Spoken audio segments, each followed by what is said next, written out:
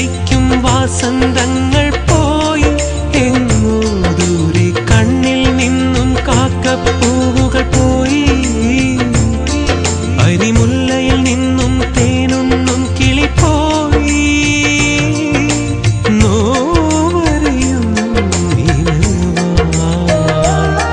പകൽ നീറും നീലാവിതളായി മകളെ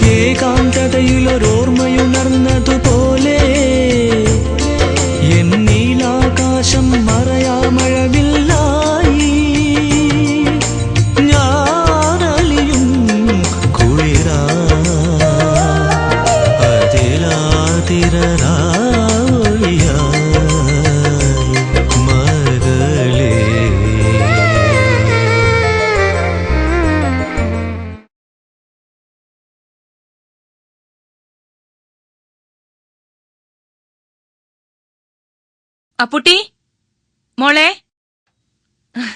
ചെലപ്പോ ബെഡ്റൂമിൽ കാണും.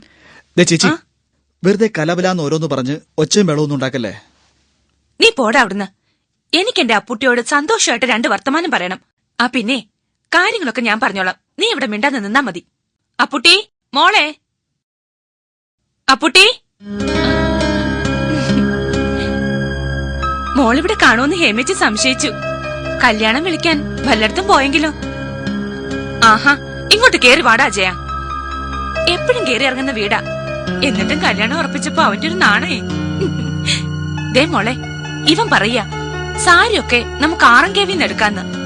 ഞാൻ പറഞ്ഞു മയൂരേന്ന് മതിയെന്ന്. വിശ്വട്ടിന് എപ്പോഴും പറയും അവിടെ ഒരുപാട് സെലക്ഷൻ ആണെന്ന്. എടാ എന്നാണ് നമുക്ക് സാരി എടുക്കാൻ പോണ്ടത്?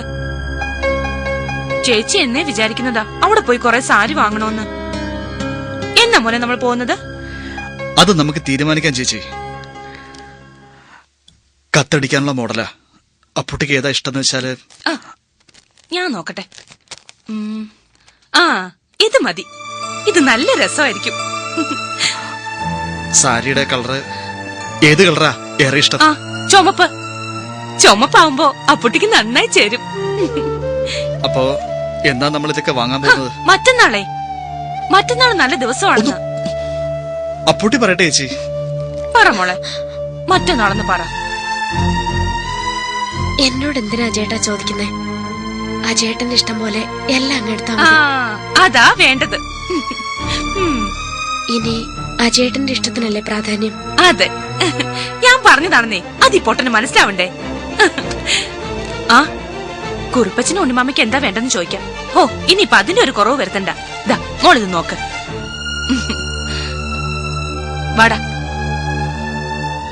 നീ പിന്നെ ഇവിടെ തന്നെ നിക്കാണോ? ഇങ്ങോട്ട് വരാൻ പറഞ്ഞിട്ട് വാന്ന്. ഇവന്റെ ഒരു കാര്യം.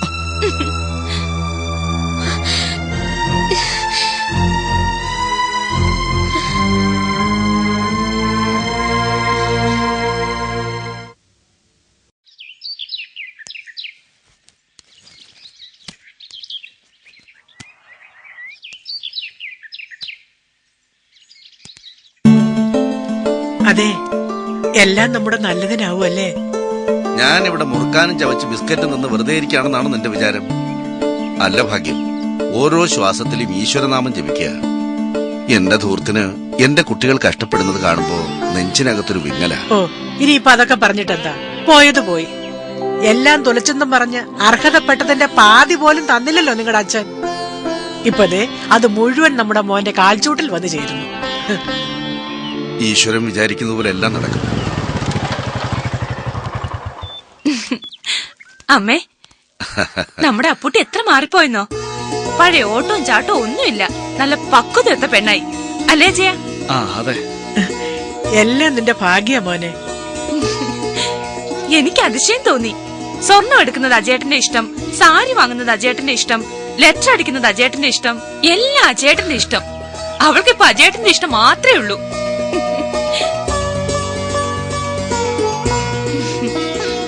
ഇവന്റെ ഭാഗ്യം ഓർത്തിട്ട് സത്യത്തിൽ എനിക്ക് അസൂയ തോന്നുക. നീ വെറുതെ അസൂയപ്പെടണ്ട. ഇപ്പഴാ പൂട്ടി ഇവന് ചേർന്ന പെണ്ണായത്. എനിക്ക് അങ്ങോട്ട് വിശ്വസിക്കാനേ വയ്യ. വേറൊരു ജന്മം എടുത്ത പോലുണ്ട്. പെൺകുട്ടികളായാൽ ഇങ്ങനെ വേണം. കിട്ടുന്ന ആൾക്കനുസരിച്ച് ജീവിതം ചിട്ടപ്പെടുത്തണം. കിട്ടുന്ന ആള് നല്ലതായിരിക്കണ്ടേ അച്ഛാ, ഇല്ലെങ്കിൽ എന്ത് പ്രയോജനം? ആ, അത് ശരിയാ.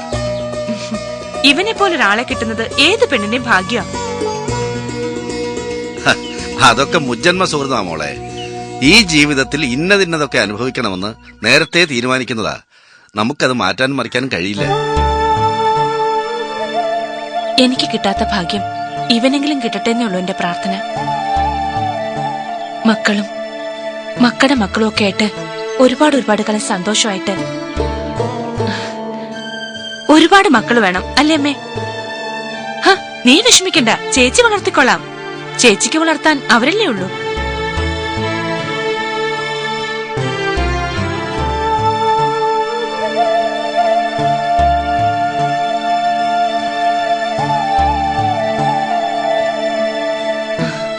അല്ല, എന്താ എല്ലാരും ഇങ്ങനെ നിന്ന് കളഞ്ഞത്? നീ അങ്ങോട്ട് വാടാ. വാ അമ്മേ, അവന്റെ ഒരു കാര്യം. ചേച്ചിയുടെ കാര്യം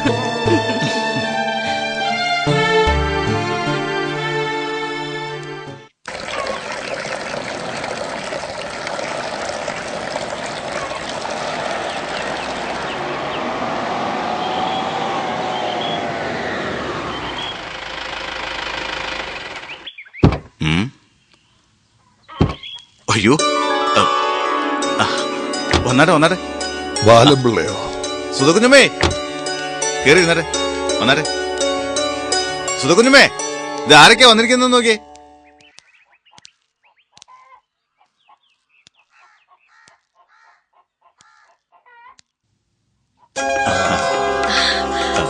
സുധർമ്മേ, അപ്പൂട്ടിയുടെ കല്യാണത്തിന് ക്ഷണിക്കാൻ വന്നതാ. സച്ചി ഇവിടെ അകത്തുണ്ട്.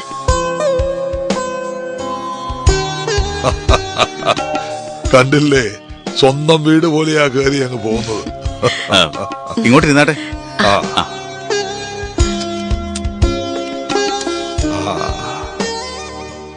Thank you.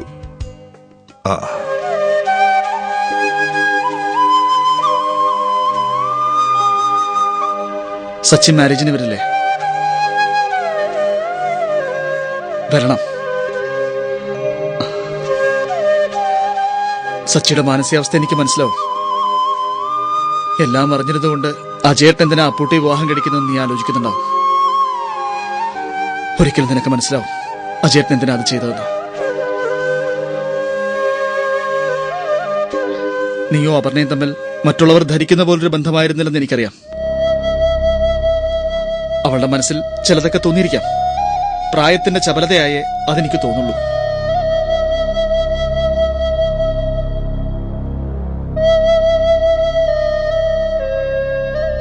ലോകത്തിൽ മറ്റൊരു പുരുഷനും ഈ ഒരു അവസ്ഥ ഉണ്ടാവരുതെന്നാവും നീ ചിന്തിക്കുന്നത്. ഇല്ല ചേട്ടാ, ഞാൻ അങ്ങനൊന്നും ചിന്തിക്കുന്നില്ല. അപർണയുടെ ഭാഗത്തുനിന്ന് അങ്ങനെ ഒരു നീക്കമുണ്ടായെങ്കിലും എന്റെ കുടുംബത്തെക്കുറിച്ചൊക്കെ ആലോചിച്ചപ്പോ എനിക്കതിന് കഴിഞ്ഞില്ല. അപർണയോ അത് തിരിച്ചറിഞ്ഞതുകൊണ്ടാവും ആ ചേട്ടനെ വിവാഹം കഴിക്കാൻ തയ്യാറായത്.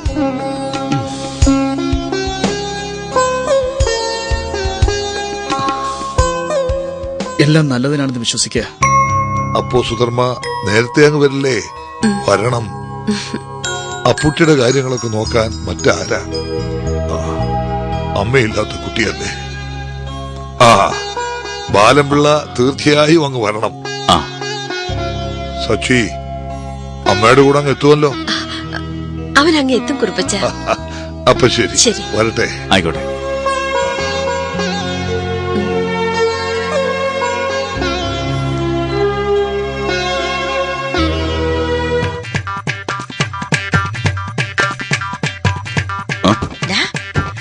അവര് വല്ലതും കൊണ്ടൊന്ന് കൊടുത്തോടാ. തള ഒറ്റ കീറി വെച്ചേ കേട്ടോ. അപ്പോ ഒന്നും കൊണ്ടുവന്നില്ല. ഓ, തള്ളേ തല്ലിന്നുള്ള പേര് കേൾപ്പിച്ച് അടങ്ങുള്ളൂ. അയ്യോ കിളവൻ. ഹലോ, ഞാനാടാ. ആ എന്തൊക്കെയുണ്ടാ വിശേഷങ്ങൾ? ഇവിടെ എല്ലാരും കല്യാണത്തിന്റെ തിരക്കില. പെട്ടെന്ന് എനിക്ക് നിന്നെ ഒന്ന് വിളിക്കണമെന്ന് തോന്നി, അതാ വിളിച്ചത്.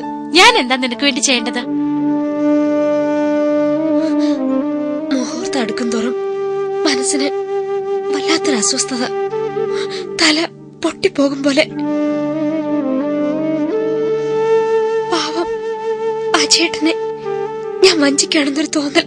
ഏയ്, അങ്ങനെയൊന്നുമില്ല. അജയേട്ടന് നിന്നെ നന്നായി അറിയില്ലേ? എനിക്ക് തോന്നുന്നത് അജയേട്ടനായത് നിന്റെ ഭാഗ്യമാണെന്നാ. ഒക്കെ എനിക്കറിയാം, പക്ഷെ എന്റെ ഒരവസ്ഥ ശക്തി ക്ഷയിക്കുന്ന പോലെയോ സ്വയം അലിഞ്ഞില്ലാതാവുന്ന പോലെയോ ഒക്കെ.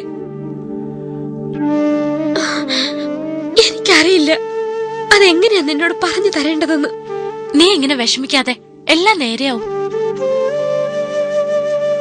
ഒന്നും വേണ്ടിയിരുന്നില്ലെന്ന് തോന്നുക. മനുഷ്യൻ സ്വയം ഇല്ലാതാവുന്നതിനെ പറ്റി ചിന്തിക്കുന്നത് വെറുതെ അല്ല. അപർണേ, നിന്നോട് സംസാരിക്കുമ്പോ, നിന്റെ ശബ്ദം കേൾക്കുമ്പോ ഒരു സമാധാനം. ശരി, ഞാൻ പിന്നെ വിളിച്ചോളാം. ഓക്കേടാ, ഓക്കെ.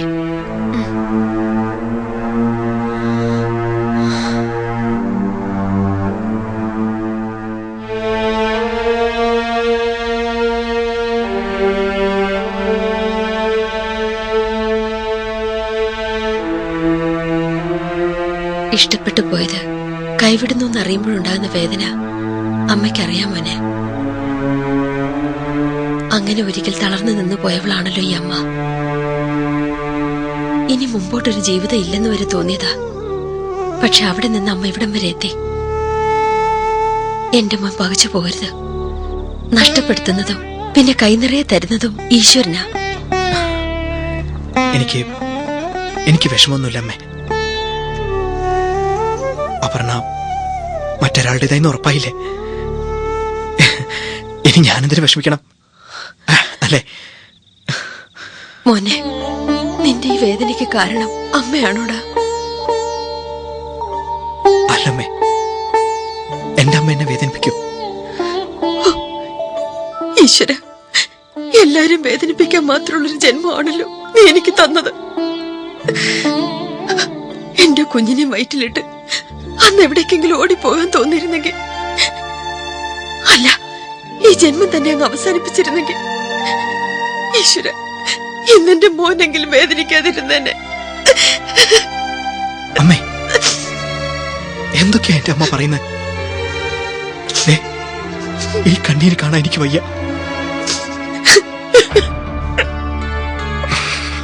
അമ്മേ, കരയില്ലേ അമ്മേ? ഇല്ല മോനെ, ഈ കണ്ണീരുകൊണ്ട് എന്റെ മോനെ ഇനി ഞാൻ ഒരിക്കലും വേദനിപ്പിക്കില്ല. എന്റെ മോൻ കരയാതിരുന്ന മതി. ഞാനതിന് ശ്രമിക്കാണമ്മേ. ഉടഞ്ഞുപോയ ചില്ലുപാത്രം പഴയ രൂപത്തിലാക്കി എടുക്കാൻ കുറച്ച് സമയം എടുക്കില്ലേ? അതുപോലെ കുറച്ച് സമയം എടുക്കും അമ്മേ. എന്നാലും എന്റെ അമ്മ വിഷമിക്കണ്ട. എല്ലാം മറന്ന് പഴയതുപോലെ ലാഘവത്തോടെ ചിരിച്ചു കളിച്ചു കിടന്ന ആ സച്ചിയെ ഞാൻ ജീവിക്കും. ഈശ്വരൻ എന്റെ മോന് അതിനുള്ള കരുത്ത് തരട്ടെ.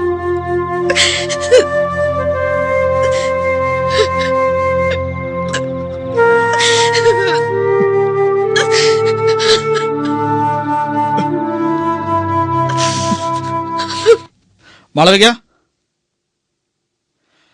മാളവിക,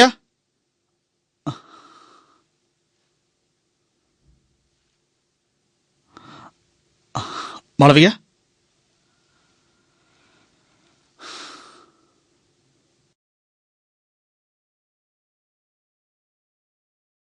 മാളവിക,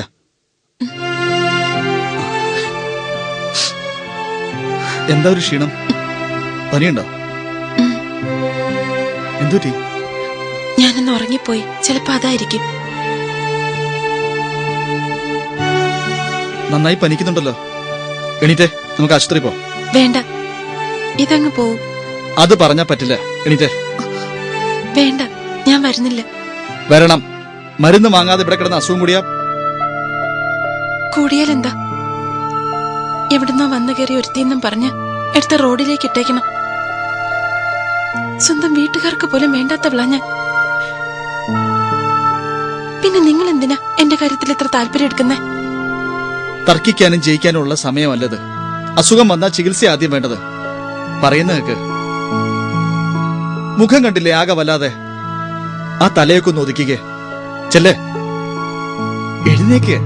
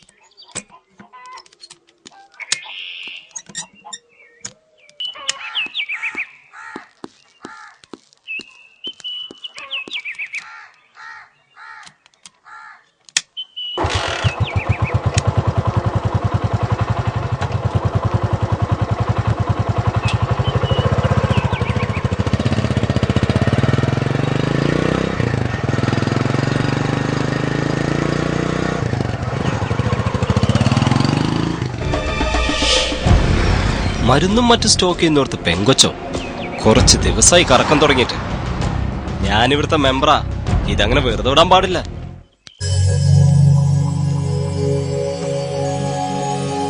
ഞാൻ കരുതിയത് സന്തോഷിക്കാനുള്ള വകയുണ്ടാകുന്ന, പക്ഷെ ഇതല്ല.